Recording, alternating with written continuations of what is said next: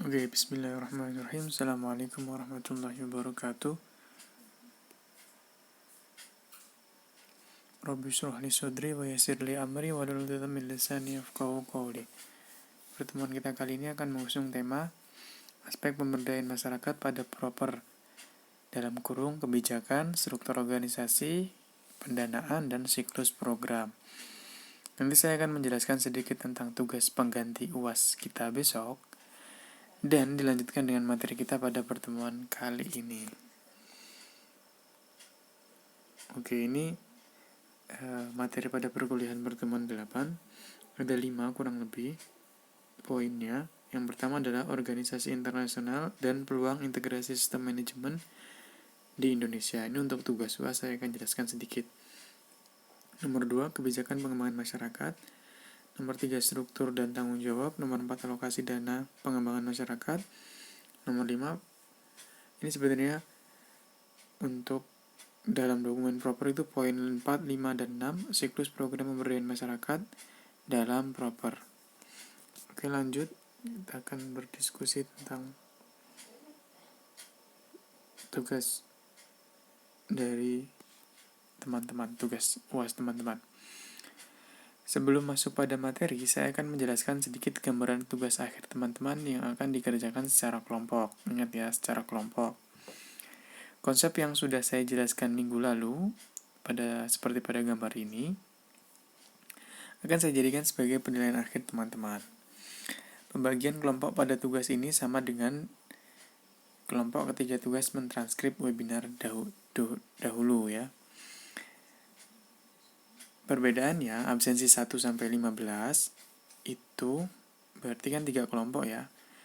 Membahas tentang organisasi dengan laman website rspo.org.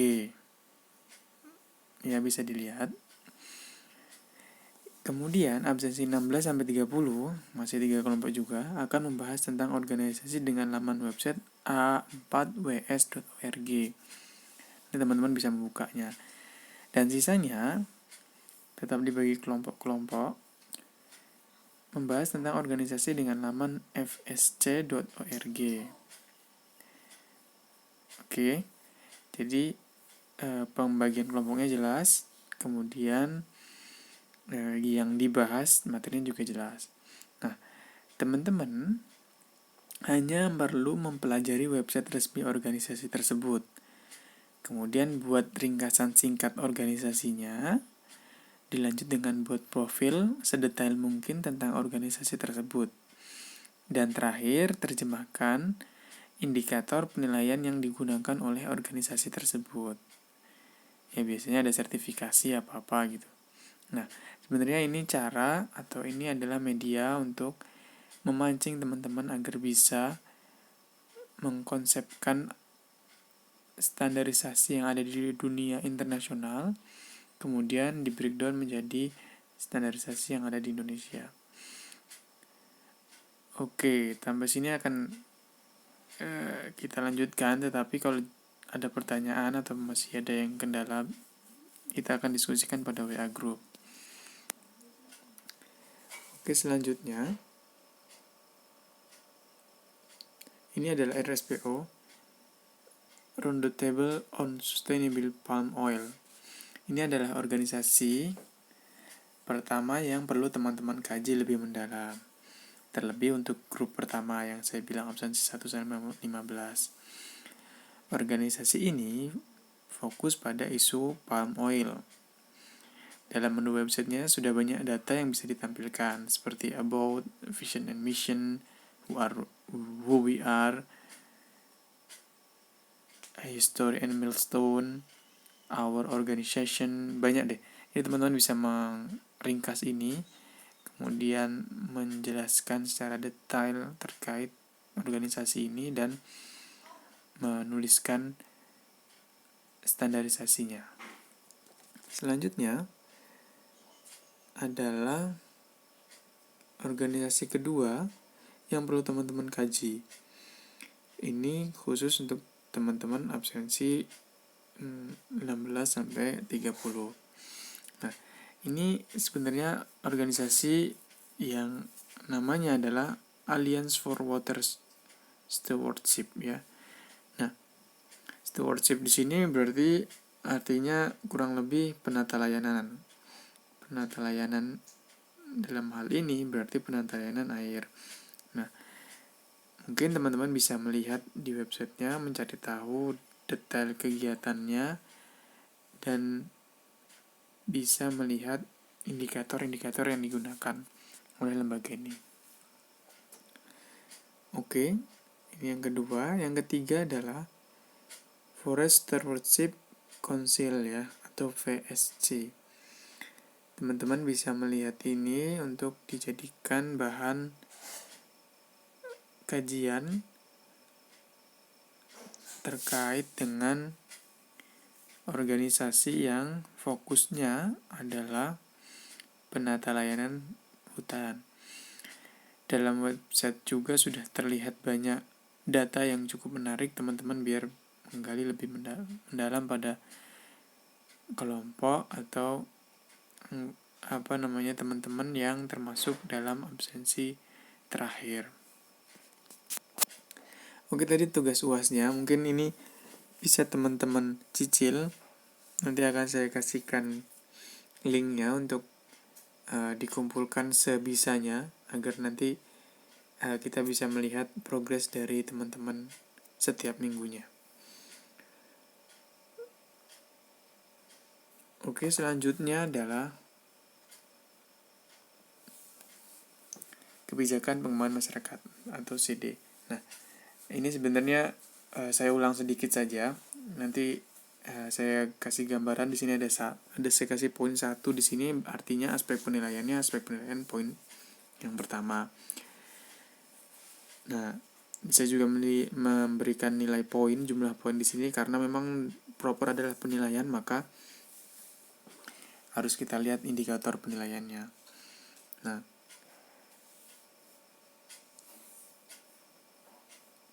pada aspek penilaian pertama adalah kebijakan pengembangan masyarakat.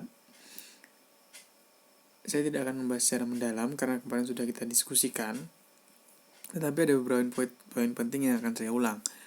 Pada aspek penilaian ini harus terdapat dokumen yang ada, yaitu dokumen kebijakan tentang pemberdayaan masyarakat yang ditulis dan ditandatangani pimpinan unit tersebut. Ini contohnya sudah diperlihatkan kemarin, tapi memang kalau yang kemarin tidak ada tanda tangan pimpinan unitnya. Nah, hal ini penting karena untuk legalitas dari kebijakan tersebut. Kemudian, dokumen yang kedua adalah tata kelola organisasi atau TKO. Atau biasa juga yang kita sering dengar adalah SOP, Standard Operating Procedure, yang jelas dalam pelaksanaan kegiatan pengelolaan dana CSR sebuah perusahaan. Artinya dua dokumen ini harus ada. Selanjutnya adalah yang aspek penilaian nomor 2 adalah struktur dan tanggung jawab. Nah, saya juga tidak akan membahas detail terkait ini, tetapi ada beberapa catatan penting bagi teman-teman. Yang pertama adalah poin di sini ada poin struktur dan tanggung jawab adalah 8,5. Artinya jika teman-teman mengumpulkan semua dokumen, maka poin yang diperoleh adalah 8,5. Tapi dengan catatan dokumen yang dikumpulkan itu sesuai dengan syarat dan ketentuan. Nah, ini juga saya ingin sampaikan kegelisahan ini, atau mungkin teman-teman juga mengalaminya. Tidak semua perusahaan itu memberikan nama, fungsi, atau divisi yang mengelola program CSR dengan istilah Departemen CSR. Jadi teman-teman kadang-kadang ngomong, di perusahaan itu ada nggak CSR-nya gitu. Nah, kadang-kadang nggak semua perusahaan itu memberikan nama atau menggunakan istilah eksplisit CSR. Tetapi mungkin ada juga yang tidak menggunakan itu.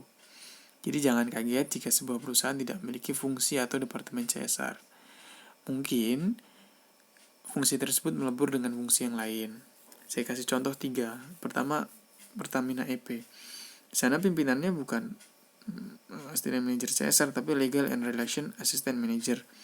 Di bawahnya ada CSR Officer, di bawahnya ada CD Officer. Kemudian yang kedua adalah Indonesia Power. Indonesia Power di sini bahkan terlihat tidak ada sama sekali hubungannya dengan CSR. Dia menulis Supervisor Senior Keamanan dan Humas. Jadi nggak ada dia ngomong CSR, tetapi di bawahnya ada CD Officer, ada CSR Officer. Meskipun tidak tertulis secara detail di sana, tetapi urusan personality-nya ya mengurusi dana CSR. Kemudian ada juga di ini di yang terakhir ini di pembangkit, dia menggunakan istilah Senior Manager Keuangan, SDM, dan Administrasi. Jadi yang ingin saya tekankan adalah jangan kaget jika teman-teman nanti akan menemukan perusahaan yang tidak memiliki fungsi tersebut. Tetapi mungkin secara tupoksinya mereka juga mengelola dana CSR. Oke, selanjutnya adalah yang ketiga.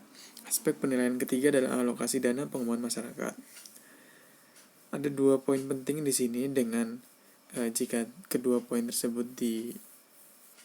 dilengkapi oleh teman-teman atau tim penyusun, maka poin yang diperoleh adalah 5. Dokumen tersebut adalah realisasi dana pelaksanaan pengembangan masyarakat. Saya ulangi, realisasi dana pelaksanaan pengembangan masyarakat selama 3 tahun berturut-turut, yang biasanya disajikan dalam bentuk tabel dan diketahui pimpinan unit tertinggi dengan bukti tanda tangan dari pimpinan tersebut. Dokumen kedua adalah adanya dokumen perbandingan dana pengembangan masyarakat tahun ini dengan laba unit pada tahun sebelumnya. Catatan penting pada aspek ini adalah jika teman-teman membuat realisasi dana selama 3 tahun berturut-turut, itu dalam bentuk tabel dituliskan menjadi 4 jenis program. Jadi tidak dituliskan secara rinci programnya apa saja, tetapi program yang sudah dilakukan dikelompokkan sesuai dengan jenis-jenis programnya. Nah, jenis program di proper sendiri ada karitatif, infrastruktur, pengembangan kapasitas, dan pemberdayaan. Oke, ini yang cukup menarik. Ini adalah penggabungan dari 3 aspek penilaian. Aspek penilaian poin keempat, poin kelima, dan poin keenam. Poin keempat itu adalah perencanaan, poin kelima adalah implementasi, dan poin keenam adalah monitoring dan evaluasi. Kenapa ini digabung? Ini diistilahkan menjadi siklus program pemberdayaan masyarakat dalam proper.